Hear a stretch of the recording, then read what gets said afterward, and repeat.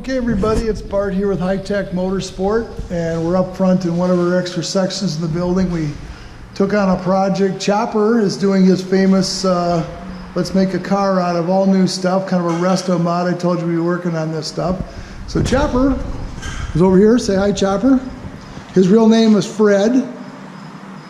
What we have here is a 1955 Buick Century two-door hardtop.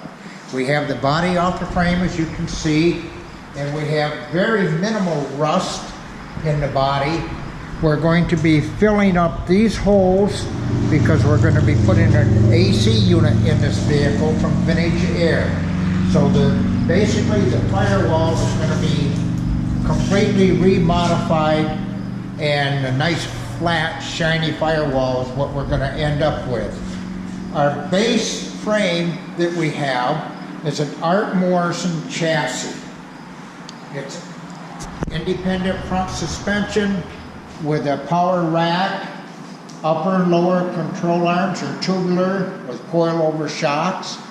We're going to be installing a 632 cubic inch Chevy big block, and we have a 9-inch with 373 gears, 4-wheel disc brake, 14-inch rotors all around. Give them a picture of the rotor on the passenger side. Sure. We'll walk around and take a look. Now, you guys, what we're going to do here is this is Chopper's, Chopper and I are getting a little older, and Chopper's a pro at this. So what we're going to do is we're going to break this all up as we do things, do some time lapse. We're going to show you guys how to go through and completely redo a car from scratch so you can learn and then refer back to these videos. So these things will be going on. This car is going to be here for probably 6 months. 6 months? 6 months. 6 months. And we're going to take it a chunk at a time. We've got the old frame. We're going to show you that, but there's the size of rotors that we just installed on this thing. And the 9-inch in the back, and this tubed out frame here. Now this comes with nothing on it. It was just kind of a frame in a box. So Chopper's been working on it for about a week. And this is the tedious, time consuming, and the only reason to do stuff like this is because there's only 2 reasons. Either it's the only one in the country, or it's something special to your family. When you buy these chassis and all the components, some people think, take it out of the box, put it on, it's done. That's not true. You have to test fit everything. Yesterday, I spent a lot of time on the front end of this car, on the front suspension, getting it put together, test fitting. As you test fit, there's certain parts that you have to mic with a micrometer, and you have to shim it accordingly. And that is what I spent a lot of time yesterday also on the rear brake calipers, because you have to have a certain air gap between your brake pads, front and rear of this brake rotor. On the other side, one of the issues that we run into is the wheel bearings.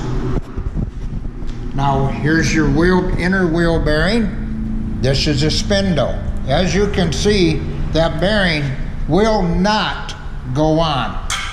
So now I have to spend time with emery cloth cleaning the spindle and the inside of this bearing race very lightly to get that 1/1000th clearance that's required for this bearing to slide on and off freely.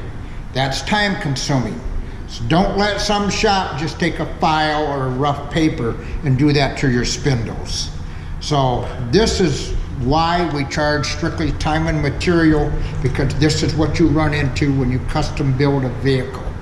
I don't care whether it's a spindle or something with a frame or something with a suspension. Everything has to be correct. The amount of money that's invested in these vehicles, they have to be right. And if you're going to win trophies out there, it has to be pretty. And that takes a lot of time and effort to make that also. So as we go along with this process, this coming week, what you see here, this frame, this coming week I'm going to fit the body on this frame, and I'm going to start making body mount gussets for the frame. Once I'm done doing that, then I'm going to set the motor and transmission into place and build my transmission and my engine mounts, making sure that I have sufficient clearance for radiator, for electronic ignition, for any other accessories. It has to be done with a firewall, and plus determine if we have to do modifications to the firewall to fit the Chevy Big Block.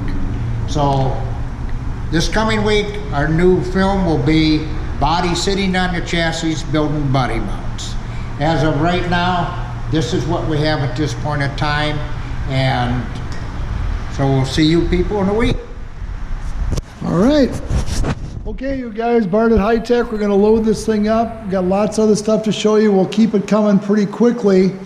So stay tuned, but remember, you can refer back to this stuff and make sure you know what's going on. That way, if you want to do your own car, which I tell you not to do it, you can do that. So 763-712-9088. We do 2 cars at a time, side by side, because you get tied up with parts that are missing. So we do have 1 extra slot, but be aware, it's 90 bucks an hour plus shop supplies. Parts are extra, and most of these cars, like this car, will have over $100,000 worth of parts, paint, effort, chassis, exhaust, custom stainless headers, drive shafts. There's nothing here that's going to be inexpensive. So stay tuned. We're going to teach you all this stuff. You can use some of the paint tricks. Oh, sure. We're going to walk around and look at some other stuff. We'll show you the doors and the trunk. These are Foose wheels. Customer picked these out himself. They actually fit, which is awesome. That's the 9-inch. Came from Strange. 370 gears. I think stronger than hell. Probably my wife. She wants to know something stupid. Oh no, it's Steve. All right. Hang on. Yes, Steve. Yep, I'll go right there. Come back.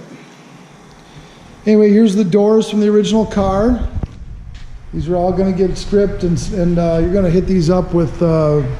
These are all going to be stripped to bare metal, so I can do all the metal work on them.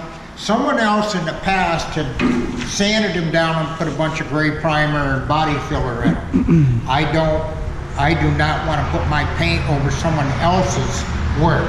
So I'm going to undo this and make sure that they're done and done correctly and professionally. So they'll look 20 years from now like they were just finished today. So. Okay, and there's the hood right there. Both fenders. Sitting on the special stands that he has.